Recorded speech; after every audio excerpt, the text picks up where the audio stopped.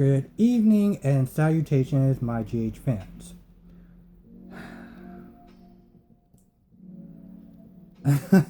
I'm just sitting there trying to think of where to start off. So let's start off with the Davis sisters. Including the mother that is once again standing in the room, not doing anything, while your two daughters tear each other apart emotionally. That's great fucking parenting.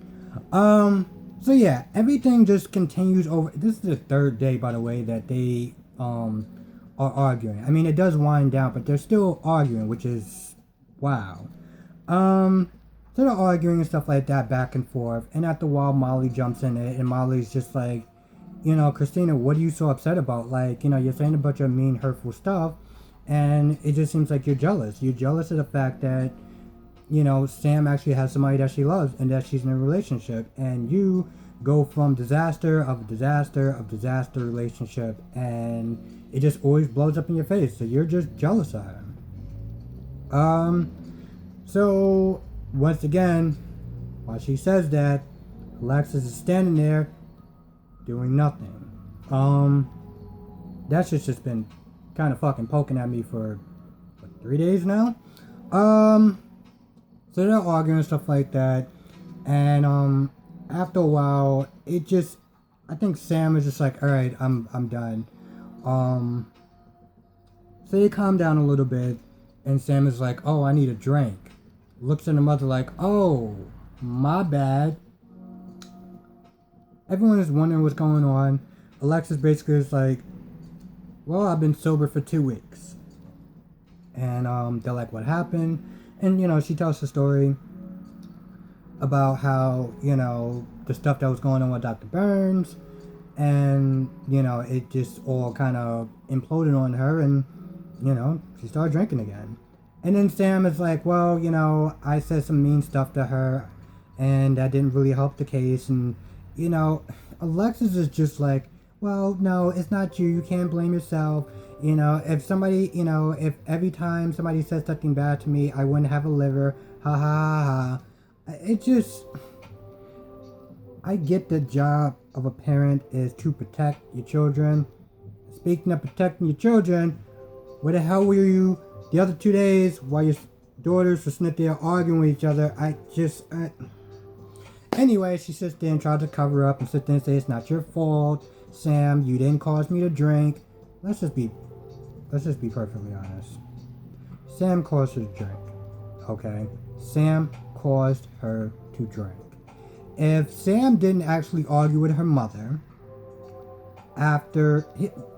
first of all, if Sam didn't actually get in that situation where she told Spinelli to follow Dolores in the first place, then Spinelli wouldn't have had almost gotten arrested. And this is something that, they both cooked up. And she said, okay, Spinelli, do it. Even though that she had little faith that he was going to be stealthy enough to actually follow her. She decided to do it anyway. So, in reality, this whole thing about her drinking and her losing her sobriety goes back to Sam. And yes, I understand. Sam did not put a gun to her head. Okay? Sam did not put a gun to her head. Alexis is a grown woman. She makes her own choices and she lives with the consequences of her actions. I get that. But, sometimes with a criminal and things of that nature, all it takes is one bad day. And I'm leaving it at that. So, everything has calmed down a little bit. And then Alexis gets a call. It's from Diane. Diane is, Alexis like, I can't talk with my girls right now. I'll talk to you in the morning. The girls just like, what's going on? And Alexis is like, well, I've been disbarred. And to be honest, I am not broken up about it. Because I look at it this way. Dr. Burns was going to lose his job. Okay? If he did not tell... if he told the truth, he would have lost his job. And he lied, and he kept his job a little bit longer. Julian came and told everyone, and he lost his job. So either way, he was going to lose his job. The only difference is, if you would have told the truth, you wouldn't have lost your job either. You made your bed, now you have to lie in it. So to be honest, I am not broken up about her losing her job, and Valentine is right. She is more than just being a lawyer. So, that happened. Let's see. In the beginning of the episode, I know I'm kind of going all over the place, but follow me for a minute. In the beginning of the episode, Robert is getting hammered, and he's just drinking and drinking and drinking. You have Felicia and Mac there just trying to comfort him and making sure that he doesn't do anything too stupid. Robert is broken up about Holly's death, and Maxie and Peter walk into the room. Now, okay, cool. They walk into the room, they walk into the bar, they don't know what's going on, and Robert's like, what the hell are you doing here? And he says something to Peter, and and actually, tell you the truth, this is one that happened. It took me a second. So they start to walk towards the bar, and I don't remember how. I think they actually walked up to the bar, and Anna was like, yo, I don't think it's a good idea that you're here. You should leave. Robert is not feeling, he's broken about Holly, he's been drinking. You should leave. That's exactly what happened. This is before Robert actually saw them. And, of course, they just decided to fucking stay. I'm just like, what are you doing? This is before Robert actually saw Peter. Anna said you should leave. Maxie says, okay, I'll leave, but let me just give my condolences to Robert, because, I love Robert and everything like that. Let me just give my condolences to Robert and we'll leave.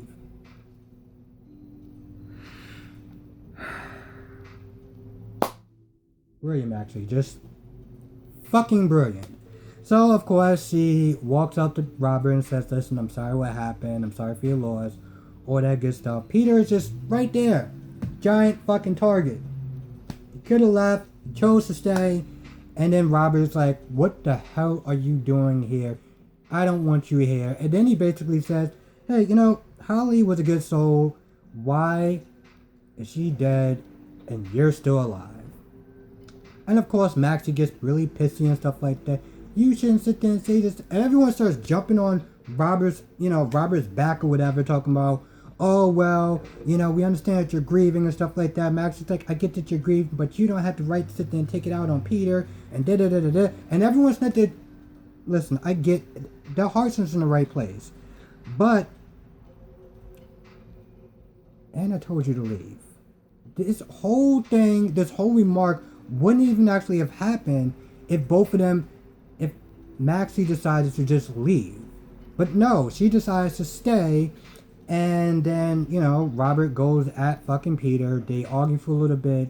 And then Robert goes out. Then Peter goes outside. And Maxie's all like, oh, I don't think what you said is right, and blah, blah, blah, blah, blah. Meanwhile,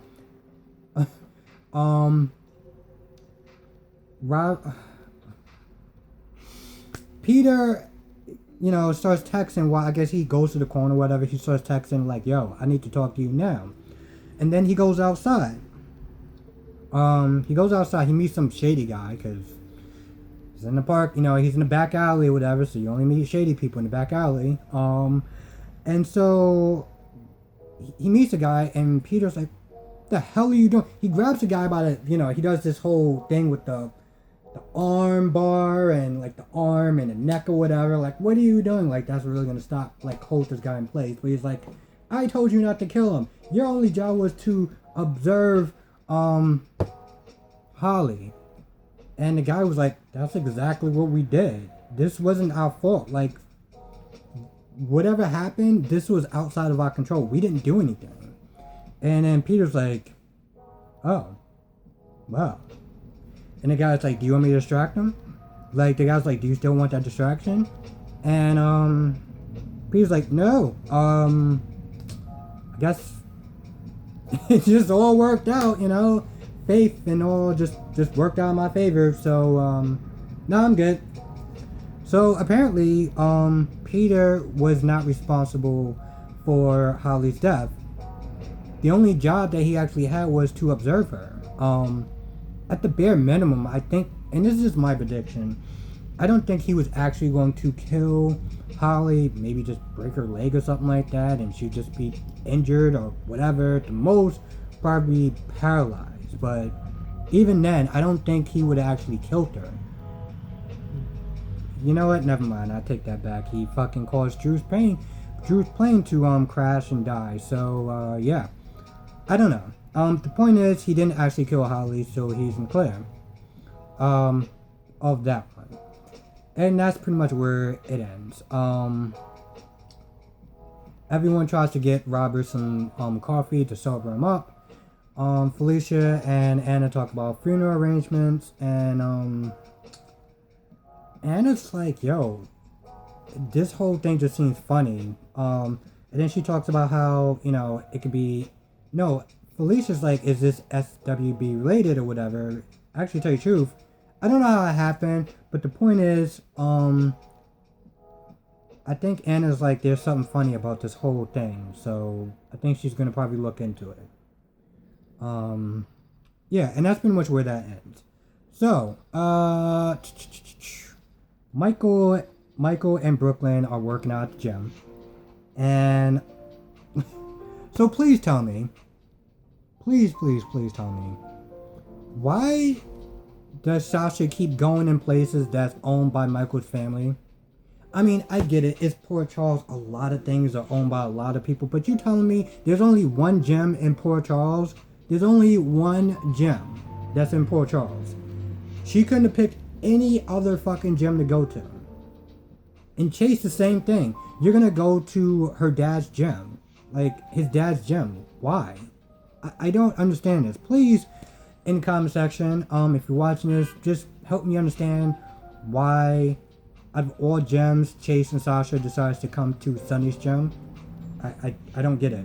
So anyway, they walk in because, well, Brooklyn's like, yo, Michael, you need to blow some steam, do a punching bag or whatever, just kind of, hit the wall, hit the gym, hit the bag or whatever, because, well, you're going to go in that custody hearing tomorrow, and if you lose it, you're not going to look good. So you need to work out, So, she has the mitts or whatever, or the pads, the pads or whatever.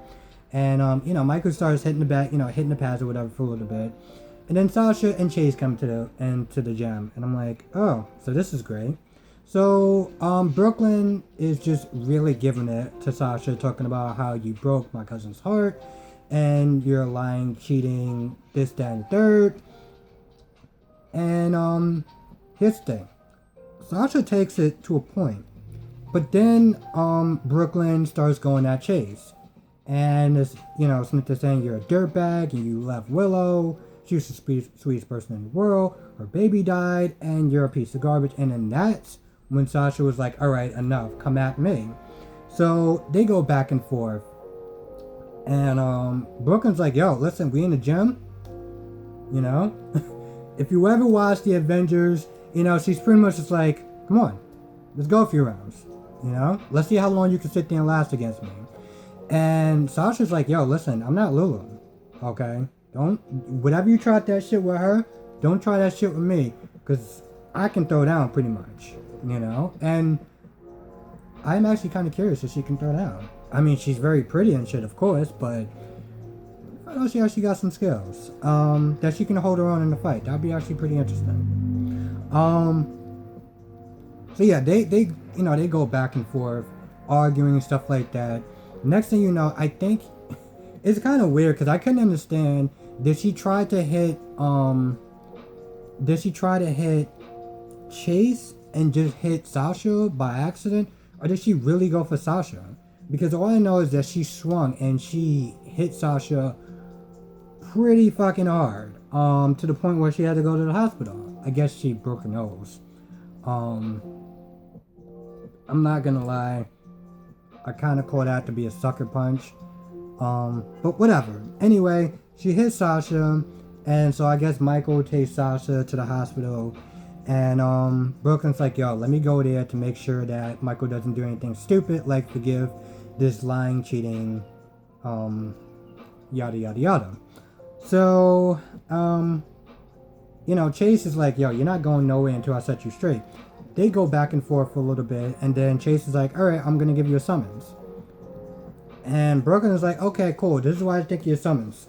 Rips it up, tosses it right at fucking Chase. Chase is like, alright.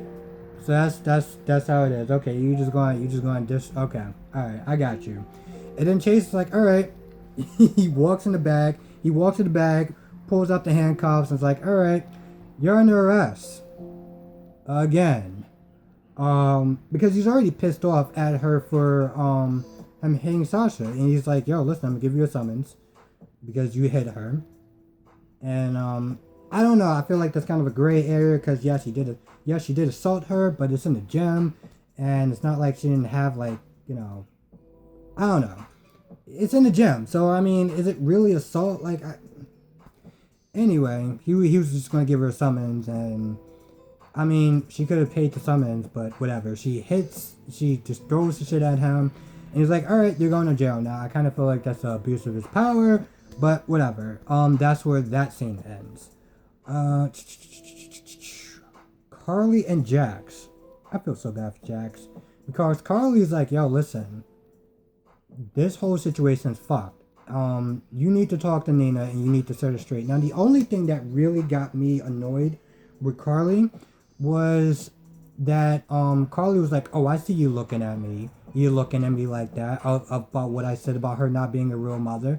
And Jax was like, you don't think that you went too far? And Carly's like, no. And I think we both looked at her like, are you serious? Like, really? I mean, it went too far. I get that Carly's like, yeah, you carried a baby in your stomach for 9 months or whatever, but you never had to sit there and deal with sacrifice and loving a child and being connected to a child and bonding to a child and stuff like that. So basically what she's saying is that I don't feel bad for what I said, and I don't regret saying it, and if I had a choice of saying it again, I would do it in a heartbeat. That's pretty much what Carly said, which she was saying. And she was just saying, like, Nina is getting played, and this is fucked, and if we lose the custody hearing, I'm pretty much going to be her enemy. Now, I personally would have liked that she was better if Michelle Stanford was still Nina, and to see how they would have went at it. That would have been interesting. This Nina, but to be fair, again, now I actually understand what Brock was sitting there talking about with Nina, because I do understand that Nina is kind of caught in the middle. So, Jax is like, yo, listen, I'll do what I can. I'll talk to Nina and see if I can get her to change her mind. And Nina is sitting there talking to Nell. Now Nell is sitting there laying it all thick and talking about giving me a second chance, and I can be a better person, a better mother. And here's the thing, Nina's like, yo, listen, I need some sort of assurance, some sort of guarantee that you're not going to fuck over this little boy's life. You're not going to fuck over this little boy's life, because, it's one thing that they're winning, but being a mother is completely different, and you have a bad track record. And to be honest, yeah, I know that I'm going to be a character witness, but can you blame everyone else in this town for not, being a character witness, for not trusting you, for fearing you, for not liking you? And, now it's just like, well, I can change, I can be different, and blah, blah, blah, blah, blah. Now, Jack said something that was kind of important to some extent, when he was talking to Carly. And he was like, how do we know that, Wiley isn't gonna, change now? Michael changed you. You weren't exactly a fucking great person either. And then, Carly lays it all in line about how I'm different from her, and she's not capable of this, she's not capable of that. And to be honest, the way that it is written can very well be true. We could sit there and look at Nell for all the things that she's done, and we could sit there and say, you know what, she's right. I mean, hell, she literally admitted to Carly that Wiley is my golden ticket Just like Michael was your golden ticket. So you think of him as a golden ticket first and a son second. Now, granted, that doesn't mean that things can't change and she can't genuinely be a good mother or, and love her son. That could all be possible. So yeah, now listening to their landing on thick, talking about will you testify, will you testify, will you testify on my behalf? And just as Nina is about to sit there and give an answer, Jax comes in and Jax is like, we need to have a talk. I hope I'm not interrupting anything. And Nell's like, well, actually you are. And Jax is like, bye. I was just, he's like, I'm just being courteous, but you can leave. He didn't say that, but that's pretty much what he meant. So Nell leaves, and Nell's like, think about what I said. She walks out, and Jax is like, he talks to Nina, and he's like, so, I guess Nell listening, they're trying to, ask to testify in her behalf. And, Nina's like, well, I didn't say yes. And Jax is like, well, you didn't say no either.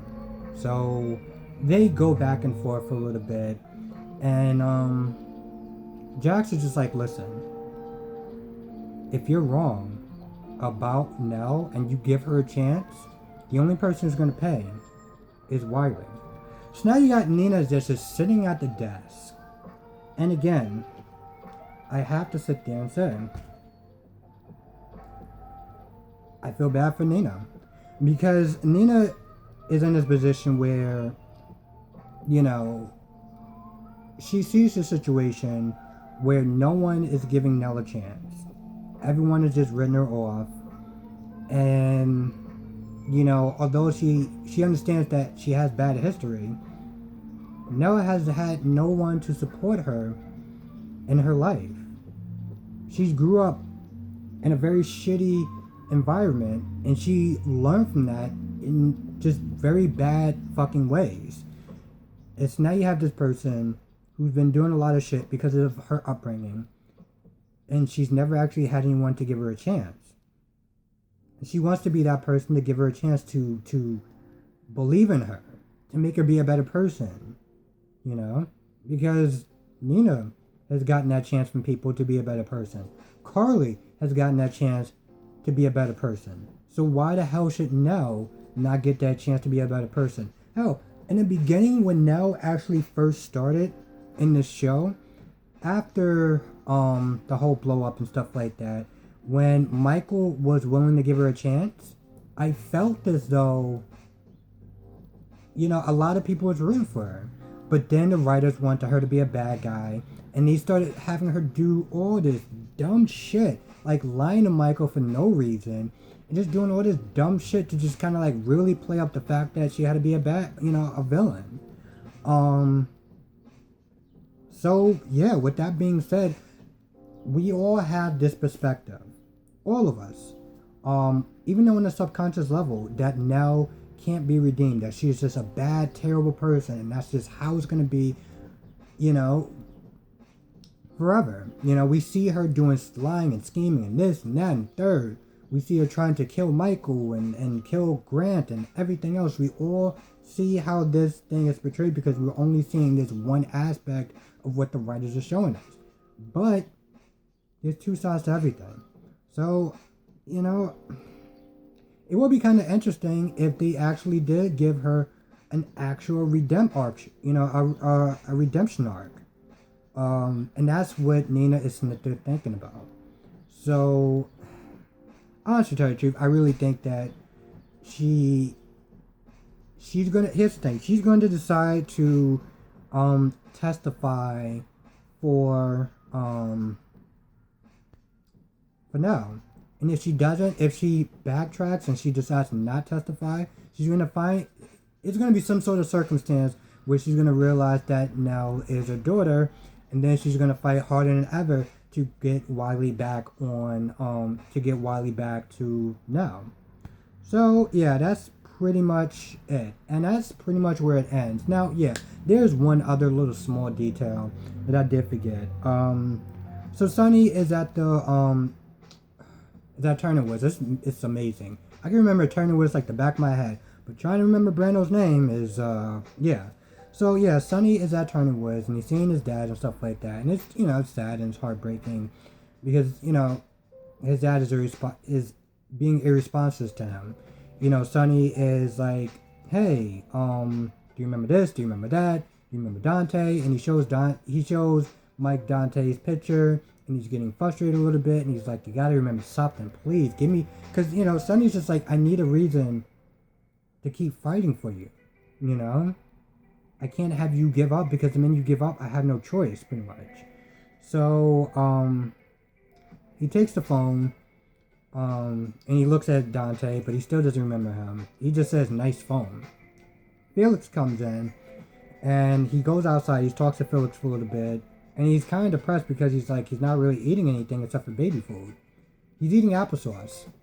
My daughter eats applesauce. I need him to, whatever. So he's not there talking to Sonny. He's not there talking to Mike, and he brings up the DNR, and he's like, do you want me to, not do a DNR for you? And granted, it's very heartbreaking. And it's especially heartbreaking if anyone has ever been in that position. So, he's talking about that. You can see, he's sad, he's tearing up and stuff like that. And Mike brings him in, and he says something in his ear. Next thing you know, the next scene, it shows a baseball game. He said the Yankees. So now he's not there watching baseball with his son, but not really watching it a little bit. He's kind of like, I don't know. I don't want to sit there and try to do the facial expression. I feel like I'm going to make fun of him. But, he's kind of like watching it in and out a little bit. And he seems like he's responsive. And so Sonny takes that as a sign that Mike still wants to fight. And so he's going to decide to not go with the DNR. Carly comes in and he sees, Sonny and Mike watching baseball and stuff like that. And they go outside, and Mike and Sonny's like, listen, I talked to my dad about the DNR, and he mentioned baseball, and he mentioned the Yankees. So we start watching baseball, and to me, it felt like, listen, he didn't want to give up. So I'm not going to give up. I'm not going to sit there and not do a DNR right now. Now, I'll talk to him tomorrow, the next time I come back, and see if he changes his mind. But yeah, that's pretty much where it ends. And Sonny he's taking what Mike said. And, granted, he even said, I think Carly was like, well, do you think that he said that, did that mean anything? Or did you just want it to mean something? And Sonny's like, maybe, I don't know. You know what? We'll revisit it tomorrow. And that's pretty much where that ends. Again, there was really not that much going on with Sonny. The meat of it was pretty much, Robert and Michael and Sasha and Brooklyn and Chase. That was pretty much the meat of it. And plus Alexis, once again, losing her job or getting disbarred.